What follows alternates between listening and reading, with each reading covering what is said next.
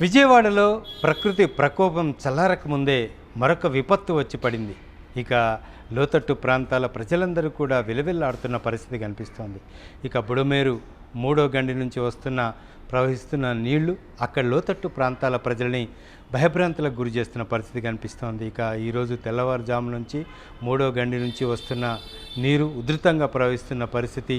ఈ ప్రవాహం దాదాపు సింగనగర్, కండ్రిగ ఇట్లాంటి లోతట్టు ప్రాంతాల్లో దాదాపు 2 అడుగుల మేర చేరుకున్న పరిస్థితి. ప్రజలందరూ ఇప్పటికే నానా ఇబ్బందులు, అనేక అవస్థలు పడుతున్న సందర్భంలో, ఇక వరద ఉధృతి తగ్గింది అనుకుంటున్న సందర్భంలో మళ్ళీ ఈ మూడో గండి నుంచి ప్రవహిస్తున్న నీరు అక్కడ వరద బాధితులను మరింత కష్టాల్లోకి నెడుతున్న పరిస్థితి కనిపిస్తోంది. ఈరోజు తెల్లవారుజాము నుంచి కూడా ఈ వరద ఉధృతి కొనసాగుతోంది.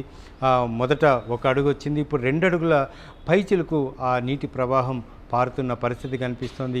ఎవరు కూడా సహాయం చేయలేని పరిస్థితి. సింగనగర్ దాటి ఇంకా ముందుకు వెళ్ళలేకపోతున్న పరిస్థితి కనిపిస్తోంది.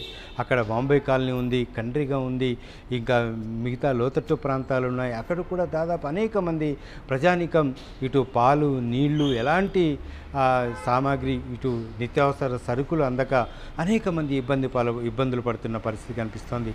ఇదే సహాయక చర్యలు క్షేత్రస్థాయిలో సింగనగర్ దాటి ముందుకు వెళ్ళలేని పరిస్థితులు కనిపిస్తున్నాయి. ఇలాంటి నేపథ్యంలో మళ్ళీ మూడో గండి నుంచి ప్రవహిస్తున్న నీళ్లు అక్కడ మరీ ఆందోళనకరంగా మారిన పరిస్థితులు కనిపిస్తున్నాయి. ఇంతవరకు రిజిస్టరేషన్ జరుగుతోంది. అక్కడ కొద్దిగా గొప్ప కృష్ణా ఎన్టీఆర్ జిల్లా కలెక్టర్ అక్కడ దగ్గరుండి ఇటు ఏర్పాట్లు చేస్తున్నప్పటికీ కూడా, సహాయ చర్యలో పాల్గొంటున్నప్పటికీ కూడా మళ్ళీ మూడో గండి నుంచి వస్తున్న నీళ్లు అక్కడ ఉధృతి, వరద ప్రవాహం పెరిగిపోతున్న పరిస్థితి.